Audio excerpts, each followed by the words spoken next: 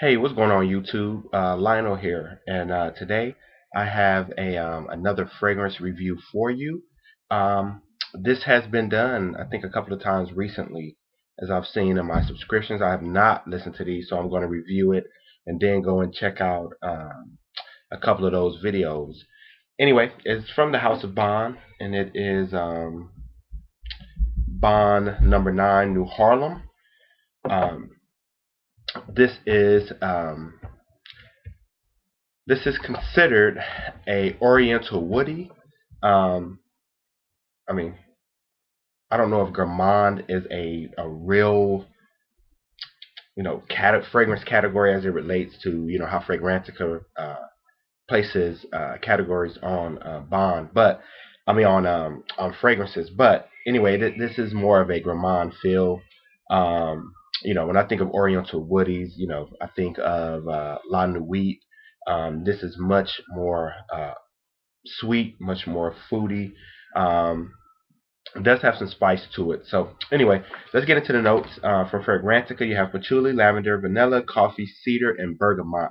Um, and you get all of those. So this is good. I mean, this is one of those fragrances where I think you can easily pull those out. But I will say something. I'm a coffee drinker. I'm a coffee lover.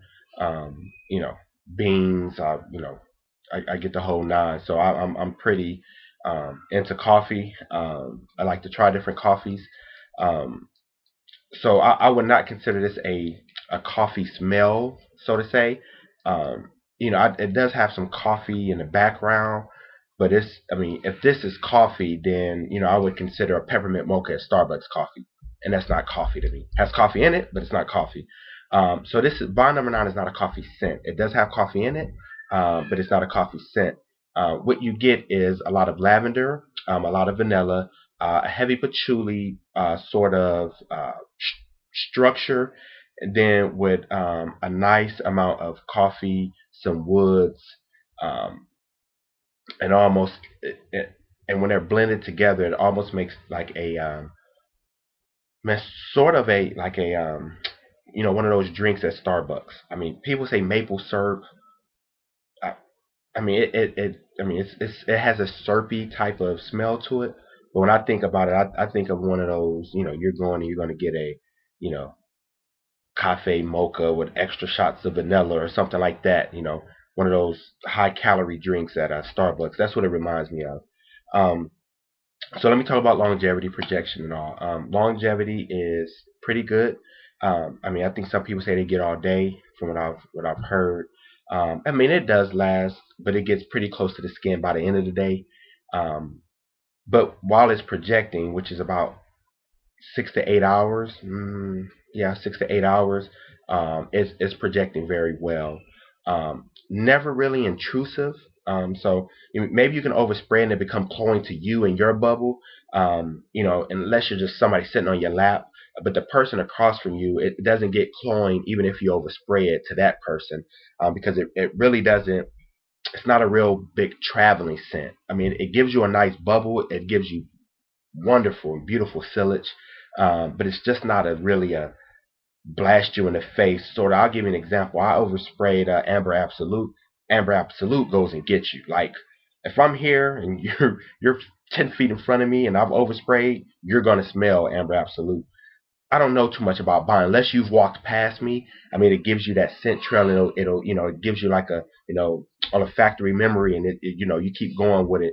But I think overall, it never becomes overly cloying or overly intrusive to the next person.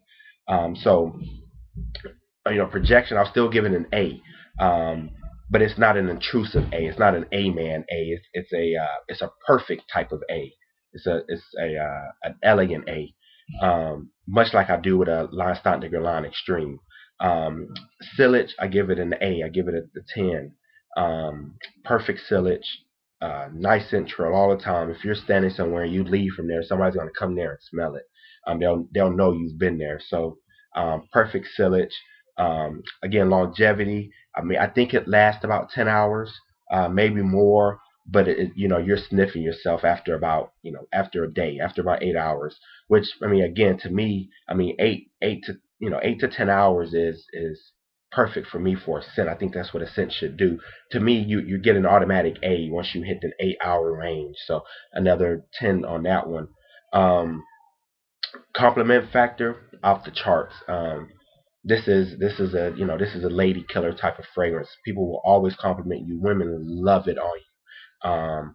It is a bit unisex, maybe feminine from that perspective, but um, ladies thoroughly enjoy it.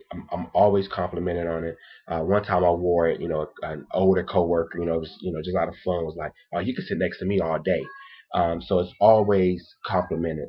Um, can't wear this in the. I mean, I'm not one to tell people when to wear stuff, but wearing this in the summer, I think it would kill you. I just think it's maybe a bit too heavy for summer, but definitely spring, fall, well, summer here in Texas anyway. I mean, if you have 70-degree summers, then different conversation. But Texas summers are about 100 degrees. I would not wear this anywhere near 90. So 80 tops, 80 at night, and the sun is down, not beaming on you. I'll probably hit a couple of sprays. Um, the only downfall I have with this fragrance is the sprayer. I do not like Bond sprayers. I mean, Thierry Mugler has a tough sprayer. This one just has kind of a. I mean, it's just. I mean, I want a nice sprayer. So you, know, you go here. I mean, it gives you a decent amount, but I mean, I want a nice. I need a little more. I just don't like the sprayer on this. That would be the only downfall I think I have with this. If you like Bond bottles, then you like Bond bottles. If you don't, you don't. To me, I love the Star. I mean, it's just elegance to me. Bond has one of the most elegant bottles that I've seen. So longevity 10, projection 10, sillage 10, compliment factor 10. Price point would be a concern maybe for some people. Retail, if you walked into Neiman's and bought this, it's going to cost you about $2.89. But there's a lot of good online retailers where you can get this for a decent price. So price point, I'll leave that up to you to decide. Yeah, I really don't do the buy try pass anymore. I just tell you if I love the fragrance, if I don't like the fragrance, if I would wear it again. I bought this one after sampling it for a while. This was so I think as of now, this is my highest price. No, Cruel Intentions. After Cruel Intentions, this is my highest price bottle. I did not pay retail for it. I got it from Beauty Encounter, which also gives great deals. Um, Overall, it is a I mean, it's a 10 out of 10 for gourmand lovers. If you're a gourmand lover, if you like the pure malts, if you like the pure Havans, if you like those sweet sticky fragrances, this is it. It's sweet, it's sticky, projects well, lasts well, complements well. Beautiful, beautiful fragrance to my nose. I get lavender, I get coffee, I get patchouli, I get vanilla, I get some woods in there, uh, and it just makes a gorgeous gourmand. I mean, to me, it's one of the best gourmands out there. As a matter of fact, if I think of gourmands that I've owned and came across, Bond probably owns that category for me, along with Pure Havana and some others. But overall, it is a 10 out of 10 fragrance, a definite buy. Um, it lasts forever. I think I've used that much. I go a little heavy on the spray with this because of the sprayer is you know kind of short, kind of small. I go with about 4 to 6 when I do wear this, and I'm loud for a little while, but it burns off in the first 30 minutes and gets dries down a little bit. The top is a lot of lavender. You get a lot of lavender in the top. So with a hint of bergamot. So that'll burn you at first, but shortly thereafter you're good to go. So within 10 minutes, I mean, coffee comes to play. The patchouli starts to make it heavier. Uh, the vanilla comes in, and it's just a gorgeous scent. I love it. Definite buy for me. You know, who knows if I'll buy another bottle? It'll take me a while to use 3.3. So this is a 3.3. So that's it. Buy number 9, New Harlem. I'll see you guys. Peace.